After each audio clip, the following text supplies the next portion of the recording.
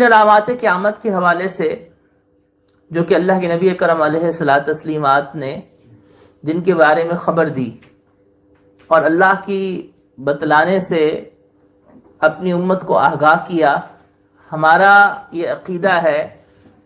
اہل سنت والجماعت کا کہ اللہ نے اپنے حبیب علیہ الصلوۃ والتسلیمات کو تمام کائنات میں سب سے زیادہ علم عطا فرمایا، اور اللہ تعالیٰ نے اپنے حبیب علیہ الصلوۃ والتسلیمات کو بے تحاشا غیب کی خبریں دیں، لیکن علم غیب نہیں دیا۔ علم غیب اور غیب کی خبروں میں فرق ہوتا ہے۔ علم غیب وہ علم ہوتا ہے جو بغیر کسی واسطے کے حاصل ہو، اور غیب کی خبریں وہ ہیں جو واسطے سے حاصل ہو۔ اللہ نے اپنے حبیب علیہ الصلوۃ والتسلیمات کو وحی کے واسطے سے ان غیب کی خبروں سے مطلع فرمایا، تو یہ غیب کی خبریں ہیں،